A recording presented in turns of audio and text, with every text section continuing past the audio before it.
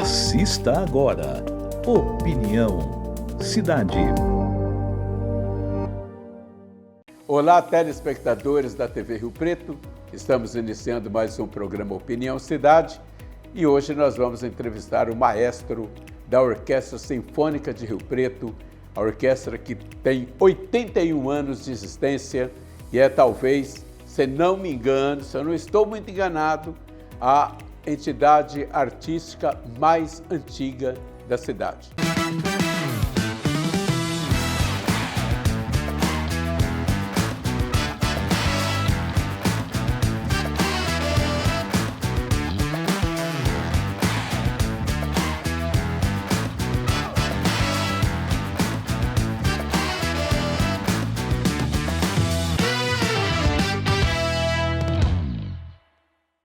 O nosso entrevistado de hoje é o maestro Gilmar de Assis, que cuida da Orquestra Sinfônica de São José do Rio Preto. A Orquestra Sinfônica, fundada em 1942 pelo maestro Arthur Ranzini. Estou errado? Exatamente. É isso mesmo? Então, portanto, é uma instituição com 81 anos de idade. Gilmar, a orquestra é hoje uma instituição cultural mais antiga de Rio Preto? Exatamente. De Rio Preto e uma das mais antigas da região, né? Talvez, olha lá do interior, tá? Instituição do terceiro setor, né? É uma orquestra, uma genuína orquestra do terceiro setor. Por que é tão difícil manter uma orquestra de pé, funcionando bonitinha, com seus músicos? O que acontece? Por que ela passa tanta dificuldade? Então, olha, é simples analisar. Primeiro a gente precisa imaginar que uma orquestra sinfônica ela tem uma formação característica, né? Ela precisa ter uma quantidade de instrumentos e uma especificação dos instrumentos. Então ela tem lá os 4 naipes, né? Cordas, madeiras, metais e percussão. O tradicional da orquestra, ela existe uma quantificação desses instrumentos. Então existe uma quantidade aí entre 40 e 60 músicos, né? Dependendo do repertório. Ou seja, ela se apresenta com uma quantidade de mais de 40 músicos. O mínimo é quanto? Então, é difícil precisar o mínimo, né? Porque as sinfonias, desde Bach e Vivaldi, os compositores barrocos, eles já compunham sinfonias. Essas sinfonias eram com um grupo de cordas e alguns instrumentos de sopro, né? Então, mas basicamente a orquestra sinfônica precisa tocar sinfonias. A orquestra sinfônica clássica, né, ela compõe, como eu te disse, os 4 famílias de instrumentos. Então é no mínimo aí 40 músicos. No mínimo. O que diferencia, quando você fala sinfonia sinfônica, o que diferencia uma banda de uma orquestra? Porque nós tivemos aqui a Banda Municipal de Rio Preto. Sim. E nós temos a Orquestra Sinfônica de Rio Preto. Qual é a diferença básica entre uma e outra? A diferença básica é que a banda é só instrumentos de sopro. E a orquestra sinfônica tem instrumentos de corda também. Bom, isso. Nós temos que ter, então, na orquestra, nós temos que ter o violino. Precisa ter a família violino, viola clássica de arco, viola de arco, violoncelo e contrabaixo. Precisa ter um naipe de sopros, né? Que divide-se em madeiras e metais. O naipe de sopro é o quê? É clarinete? Flauta, clarinete, oboé, fagote, né? De madeiras, né? Aí tem flauta, oboé, clarinete e fagote. Metais, trompete, trompa, trombone e tuba. Isso é o básico de uma orquestra. E a percussão, também o básico de uma percussão sinfônica é a caixa e o tímpano, né? Tímpano? Tímpano. Não. Tímpanos. Nossa Senhora, esse nome. Os tímpanos é aqueles instrumentos grandes, né? Grandão. Que eles têm afinação, né? Então, você bate, a maioria dos instrumentos de percussão, a maioria, não tem afinação definida. O tímpano tem, você consegue tocar uma escala com ele, você vai regulando a afinação por um pedal, ou girando, né? E você faz a afinação. Então, a batida dele é uma nota musical. Quer dizer, Imagina que nós precisamos de no mínimo 42 ou 46 pessoas para tocar uma orquestra. Se você for pagar R$1.000 por mês para o músico, para ir ensaiar e participar dos eventos, você já precisa de cara de uma verba mensal de R$45.000 no mínimo. Aí você tem o maestro, que recebe um pouquinho mais porque ele tem toda a responsabilidade de manter essa orquestra, tanto no ensaio como na apresentação. Exatamente. E você tem que ter também uma sede para poder ensaiar. A sede precisa de boa acústica ou vocês tocam de qualquer jeito no ensaio? Não, é óbvio que precisa de uma boa acústica, uma preparação acústica mínima, né?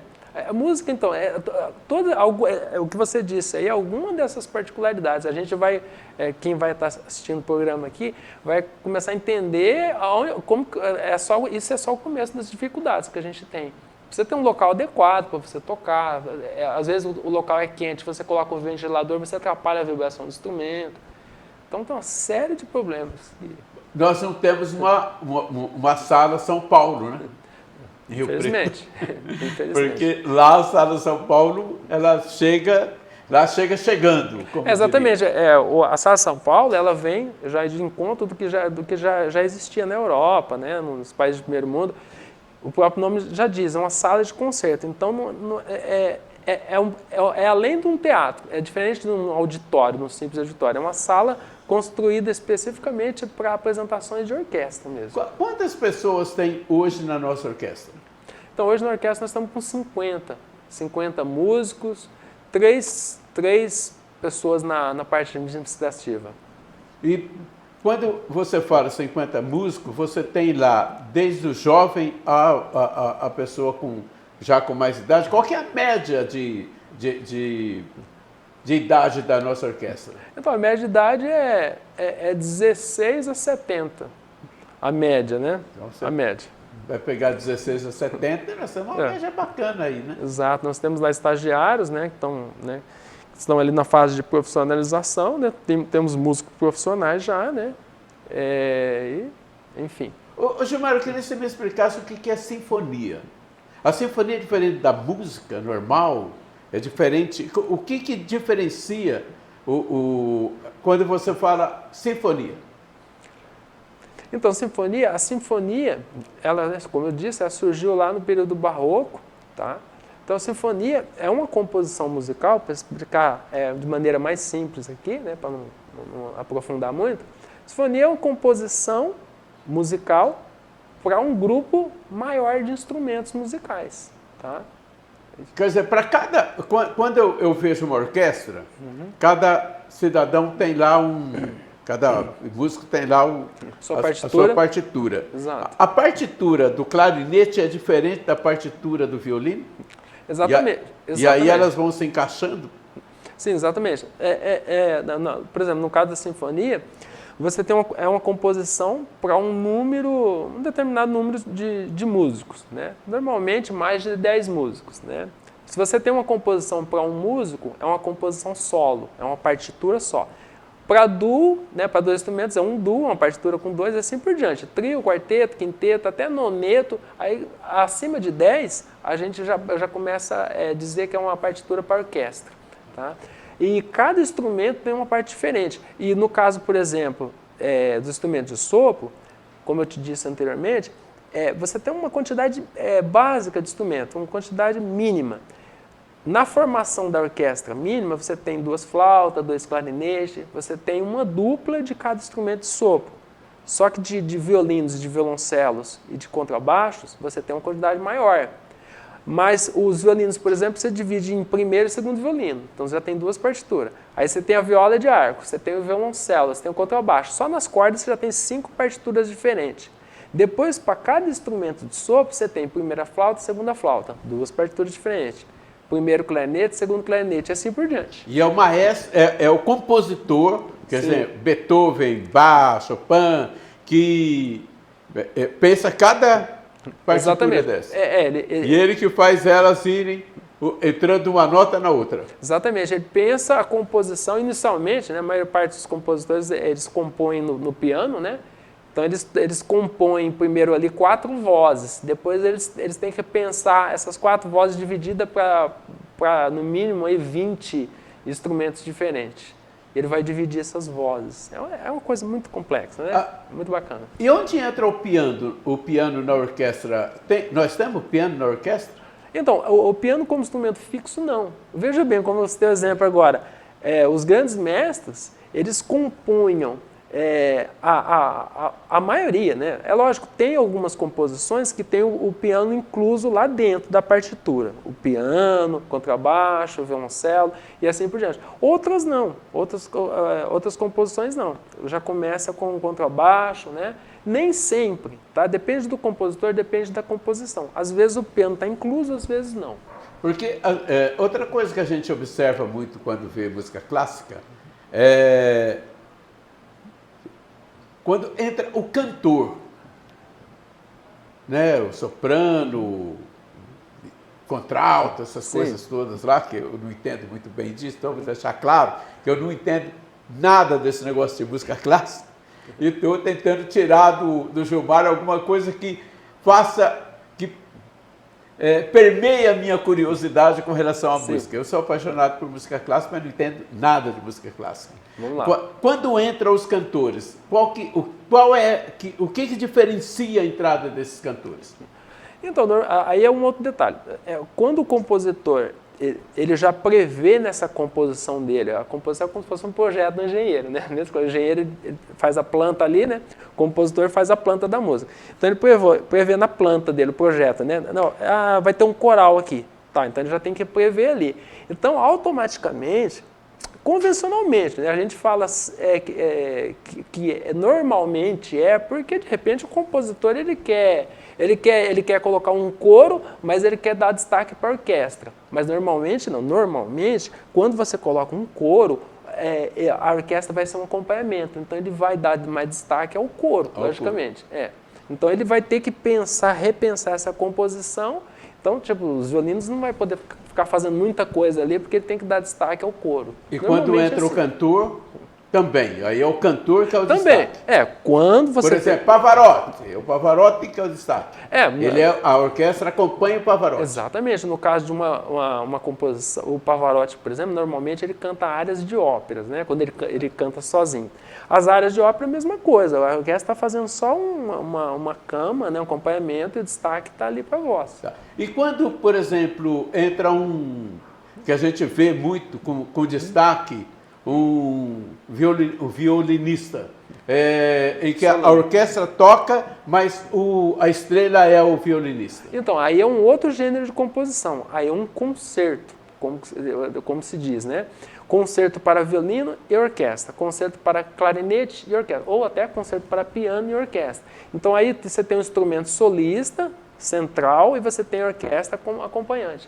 Enfim, é bacana isso, porque seria interessante, né, o pessoal que está assistindo o programa, procurar conhecer os diferentes tipos de composição. É maravilhoso, né? Tem muita coisa para se conhecer, né? Esse conhecimento é o que eu quero trazer aqui para o programa, para que a gente possa entender aquilo que a gente vê. Nós estamos indo para o intervalo e voltando daqui a pouquinho. Aliás, aquilo que a gente vê e ouve.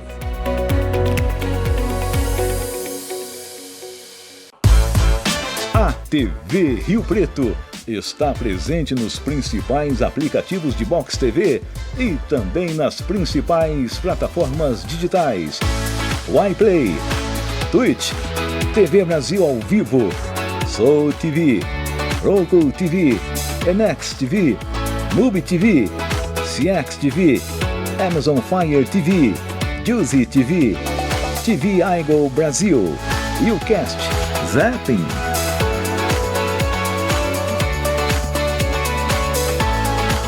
TV Rio Preto, a TV da cidade.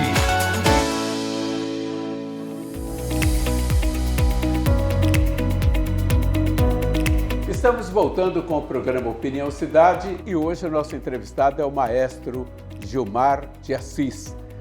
Ele comanda a Orquestra Sinfônica de São José do Rio Preto, uma orquestra fundada em 1942 pelo maestro Arturo Ranzini, né? E virou só Arthur, né? Claro. O dele foi embora logo. Nascido em Roma, se não me engano, o Arthur. Nascido aqui no Brasil, família de italianos, né? Ele nasceu em Taipas. Era distrito, né? Nós temos um que nasceu em Roma, eu não lembro qual deles que é. Dos maestros que passaram por Rio Preto. Eu achava que era o Arturo Ranzini. Não, ele é família italiana, mas nasceu. Ele foi estudar em Bolonha, né? Na Itália. Ele estudou lá fora. Estudou em Bolonha, depois voltou. E se radicou em São José do Rio Preto. Exatamente. Eu acho que ele faleceu em São Paulo, né? Mas ele morou em 2 períodos em Rio Preto. Ele morou no período de fundação da orquestra. Aí o período que ele ficou estudando na Itália, ele ficou afastado da orquestra, né? Acho que a orquestra até ficou meio dormente nessa época. E ele voltou novamente na década de 60. Você sabe que o Heitor Villa-Lobos tocou em Rio Preto, né? Sim. Em 38, durante as excursões que ele fez pelo interior, né? Ele passou aqui na cidade. Passou em São José do Rio Preto, fez foi no aniversário se não me engano, aniversário de 44 anos dele, foi comemorado aqui em São José do Rio Preto. Então, inclusive ele recebeu até uma homenagem, né? Presidente honorário do Conservatório de Rio Preto, né? Na época era lá na Faculdade Dom Pedro, né? E que era o atual Conservatório Etelvina Ramos Exato, Filho. Que era ela diretora. Exatamente. Aliás, é uma questão interessante porque a Etelvina vem para cá acompanhando o irmão, que é o Dr. João Ramos. João Ramos, da Bahia. Já na década de 30.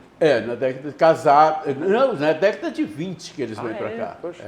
E aí ela monta o Conservatório o Dom Pedro II, que logo em seguida já vira Conservatório Musical de Rio Preto, e depois vira com o falecimento dela. Né? É interessante a presença do João Domingos Ramos, como músico também, tocava violino, e o marido da Etelvina, o que era o maestro Vianinha. Exatamente. Quer dizer, uma família de músico envolvido com medicina. É muito interessante a presença dela aqui. Sim, influenciou demais na fundação da orquestra, né? Exatamente. Eu acho que se não fosse esse grupo, o conservatório, dificilmente você teria a orquestra, né? Sim. Porque exatamente. Você tem que formar as pessoas, né? As pessoas têm que aprender a tocar. Como que está a orquestra nessa parte? Ela está ensinando jovens, ela oferece alguma coisa para os jovens? Como que hoje sobrevive a nossa orquestra em Rio Preto? Ótima pergunta, Léo. Então, voltando lá em 42, desde a inauguração da orquestra, quando a gente vê naquela foto histórica, né? Se as pessoas que estão assistindo o programa pesquisar na Wikipédia, vocês vão ver lá, né? Já tem o link na Wikipédia. Então tem uma foto histórica lá do primeiro concerto em 1942. Ali você já vê jovens músicos ali junto com os músicos experientes. Então desde 42 a orquestra nunca parou de fazer essa ação. Que ação que é? Essa ação de colocar jovens talentos junto com músicos experientes. Então, desde 42, a gente vem acompanhando as fotos da orquestra, sempre teve. Então, nessa foto, para você ter uma ideia, nessa foto de 42, tem um músico bem pequenininho ali, do lado do Spala. O professor Biela tinha um aluno dele lá junto, em 42, na primeira apresentação. Esse aluno era o saudoso professor Miola. Né? O Laerte Miola? O Sérgio Miola. Sérgio Miola. Isso. O professor Sérgio Miola, ele tocou no primeiro concerto como criança ali, acho que 13 ou 15 anos ele tinha. E depois eu tive o privilégio de tocar ao lado do professor Miola em 97, quando eu ingressei na orquestra. Então, sempre a orquestra vem fazendo esse trabalho. Atualmente também, né, apesar das dificuldades, né, atualmente nós não temos nenhum convênio com a prefeitura, né? Eu ia te perguntar exatamente isso. É importante lembrar isso, a gente não tem nenhum convênio. O último convênio que a gente conseguiu com a prefeitura foi no ano 2000, né? Quando mudou o último ano do governo do Liberato Caboclo. Do Liberato. Quando o Edinho Araújo assumiu no primeiro mandato dele, o convênio foi desfeito, né? A gente nem sabe o motivo, e a gente não conseguiu mais. Depois desse período, a gente passou Edinho, passou 2 anos de Valdomiro, voltou Edinho novamente, e a gente não conseguiu um convênio, mas a gente continua fazendo esse trabalho de formação musical. O interessante, eu queria voltar um pouquinho aqui no tempo de novo. Sim. Biela, Maestro Biela, por que nós sabemos tão pouco sobre ele? Ele não ficou em Rio Preto, ou ele ficou na sombra do Ranzini? Então, pelo que eu pesquisei, Lelé, inclusive, a minha pós-graduação de regência, o trabalho de conclusão de curso foi sobre a Orquestra Sinfônica de Rio Preto. Né? O tema do meu trabalho foi o trabalho do regente de orquestra dentro da iniciativa privada. Por quê? Eu trabalhei justamente esse assunto por conta da história da Sinfônica de Rio Preto, que é uma orquestra do terceiro setor. Porque nós temos muitas orquestras que é vinculada ao poder público, seja universidades, ou seja vinculada a estado ou município. E a Orquestra Sinfônica de Rio Preto está nessa categoria tão sofrida que é a orquestra do terceiro setor. Então é a orquestra que tem pouco recurso, menos recurso. Ou seja, o trabalho do maestro dentro dessa orquestra é muito mais complexo do que um trabalho do maestro que está numa orquestra estatal. Né? Então, eu pesquisando isso daí, eu percebi que o Ranzini, né, os dois eram professores do Conservatório de Rio Preto, lá na década de 40. O Biela, como violinista, ele assumiu como Spala, e o Ranzini, como violoncelista, ele entrou como maestro da orquestra. Mas os dois trabalhavam em consonância, pelo que a gente percebia. O Biela sempre se apresentando, ele fazia também apresentações solos também, né? Mas, na verdade, que isso aí já é um relato do professor Miola, né? Que ele me contou, que era aluno dele, né? Com o professor Biela, logo no começo, ali na década de 40 ainda, o professor Biela passou um concurso na PUC de Campinas. Aí ele foi embora. Ele foi embora. E assumiu no lugar dele, foi quando o Florindo Mani assume como Spala da orquestra, né? O Miola ainda como músico, normal, e depois, mais tarde, o Miola veio assumir como Spala. O Miola ficou muito tempo como Spala da orquestra. Aliás, a gente ouve muito falar disso. O que é o Spala? Então, o Spala da orquestra, se a gente fosse fazer uma comparação com um time de futebol, por exemplo, o Spala ele seria uma soma do atacante com o capitão do time. Você entendeu? O maestro... Tem o técnico, que é o maestro. O maestro seria o técnico. E no time de futebol você tem o zagueiro. Você tem o atacante, né, que tem um pouco mais chama um pouco mais a atenção, o atacante, e tem o capitão do time. O Spala ele é uma mistura dos dois. Ele é quem lidera a orquestra como músico, e ele é o elo entre o maestro e a orquestra.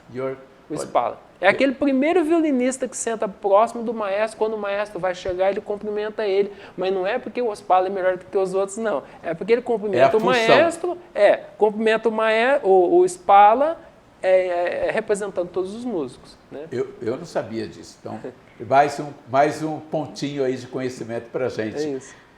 Você lembra, nós estamos falando de dificuldades, você lembra que o maestro Jonas Schnecker, ele fundou uma camerata? Qual a diferença da camerata para a orquestra? Acho que o nome já diz tudo, né? O orquestra de câmara. Mas qual é a diferença básica? O próprio nome já diz, camerata é um grupo menor. Então, por exemplo, dentro da orquestra sinfônica, a orquestra sinfônica é um grupo completo, como eu disse no início. É formada por cordas, madeiras, metais e percussão. A camerata é um grupo bem reduzido. Normalmente é só com as cordas. Então, por exemplo, a Orquestra Sinfônica de Rio Preto também, ela tem sua camerata dentro dela mesmo. Então, por exemplo, como determinada ocasião a orquestra é contratada, mas um exemplo, a orquestra é contratada para um evento na Câmara Municipal. Não vai caber a orquestra inteira lá, então a gente vai com a nossa camerata. Só com a camerata. É um grupo reduzido. E a camerata do Jonas acabou não dando certo também por causa de apoio. Não, eu não tenho conhecimento, eu não sei. Mas eu lembro que eu não sei, eu tenho ela no meu dicionário e lembro que foi um trabalho também insano para fazer as coisas em Rio Preto. É difícil tocar em Rio Preto. Acho que pela segunda vez se criou em Rio Preto uma associação cultural para dar apoio à música e também não deu certo. São duas vezes. O que acontece? Os nossos governos municipais, eles têm problema com a cultura, eles não conseguem acertar a cultura da cidade. Eu costumo dizer, e falo isso com certo remorso, porque a dona Carmen Soler, essa mulher, fez pela cultura de Rio Preto em 4 anos o que os últimos governos não conseguiram fazer em 32 anos. É fantástico isso, porque se foca num único detalhe e esquece o resto.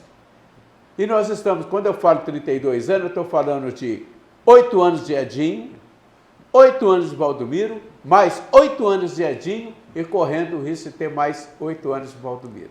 E mais 4 do Liberato, que foi o último governo que teve alguma coisa com cultura, né? E depois, de lá para cá, é uma aridez fantástica. Só tem um oásis no meio disso, que é o FIT. Um oásis no meio do deserto. E a música clássica faz parte dos grãozinhos de areia que ficaram fora do oásis. O oásis que é mantido pelo programa que inventaram, chamado Prêmio Nelson Seixas, que, convenhamos, precisa de ser revisto muita coisa lá dentro, porque é uma distribuição para falar a verdade, é uma distribuição de marmitex para a cultura de Rio Preto. Não faz com que a cultura floresça, mantém um pequeno grupo em volta que acha que está recebendo o suficiente para fazer cultura, apoio suficiente que não é verdadeiro. Mas vamos lá, vamos voltar para a nossa orquestra. Do que a orquestra vive hoje? Então, se você permite também, só me permite eu voltar um pouquinho, foi comentado o nome da ex-secretária Carmen Soler, né? Inclusive, eu não tenho notícia se ela está na cidade, se não está. A dona Carmen fez 93 anos agora, esses dias atrás, e ela está muito doente. Então, aqui eu gostaria de fazer, se permite, eu gostaria de fazer um agradecimento aqui, né? Não sei se a dona Carmen vai estar vendo esse vídeo, mas a orquestra, né, como entidade, em nome da orquestra, nós somos muito gratos à dona Carmen pelo todo o trabalho. Isso daí está registrado também, né? O que a gente faz fica registrado, né? E a dona Carmen já tem um nome registrado na história, que está lá, que ela fez um grande trabalho em prol da Orquestra Sinfônica de Rio Preto. Meu agradecimento. E hoje, do que a orquestra vive? Então, a orquestra hoje ela vive basicamente de iniciativa privada, né? Desde esse período que desde lá de 2001, 2000, né, que a gente terminou o convênio com a prefeitura, foi encerrado o convênio, a gente vive de iniciativa privada, né? E alguns convites da prefeitura. A prefeitura, sim, ocasionalmente, né, convida a gente para algum evento, mas é um evento isolado, né? Mas no demais a gente vive de iniciativa privada mesmo. Porque a orquestra ela pode atender eventos corporativos também. Tá? Gilmar, quanto ganha hoje o músico da Orquestra de Rio Preto? Quando ele consegue receber alguma coisa, quanto que ele ganha? Olha, Lelê, é assim, a orquestra, o músico ele recebe por serviço. Infelizmente, como a gente não tem um recurso perene, né? Nós não temos músico CLT registrado. Então a gente paga por evento. Então, assim, varia bastante, né? O cachê do músico, ele varia aí entre... Vamos falar por hora de trabalho, né? Pode chegar até R$300 por hora de trabalho. Por hora de trabalho, quer dizer, muito pouco, né? Comparado, né, com outros músicos que às vezes até... Quando a gente fala em hora de trabalho, qual é o tempo de apresentação normal da orquestra? 2 horas, 1h30? Então, normalmente 1 hora de concerto, mas a gente tem que pensar também uma meia hora de preparação, depois uma meia hora de pós-concerto, né? O trânsito, transporte, ensaio...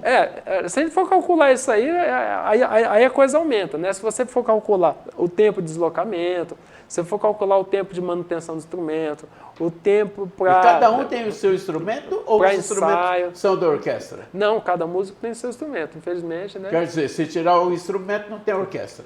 Não, a orquestra ela tem alguns instrumentos de percussão, né? Tem um contrabaixo, né, que é um instrumento maior, que é meio difícil de carregar. Então a orquestra ela tem alguns instrumentos, mas a maioria dos instrumentos é do próprio músico, né? Falando de patrimônio, né, além do acervo da orquestra, né, a gente tem lá partituras de mais de 100 anos, né? Então a gente tem o acervo, partituras, os documentos da orquestra, né? Inclusive a orquestra é tombada como patrimônio histórico do município, né? Como patrimônio imaterial do município. Tem muita coisa que é tombada aqui em Rio Preto também, que ninguém sabe, nem sabe por que é tombado, porque não tem nenhum tipo de vantagem, não tem nenhum tipo de regalia, não tem nenhum tipo de privilégio. E a cultura de Rio Preto precisa ser revista. Então nós temos que aproveitar que o ano que vem tem eleição e senhores músicos e senhores escritores, artistas plásticos, nós precisamos parar para pensar em quem vai ser o melhor candidato para a cultura de Rio Preto. O que se desenha pela frente é mais 4 anos ou talvez 8 anos de aridez para todos nós. Infelizmente, a cultura de Rio Preto deixa muito a desejar. Estamos terminando esse programa, ele será reprisado às 22 horas. Eu agradeço a presença do Gilmar aqui com a gente. Muito obrigado, Gilmar. Eu que agradeço pela oportunidade, Lelé. Agradeço por essa oportunidade. Muito obrigado.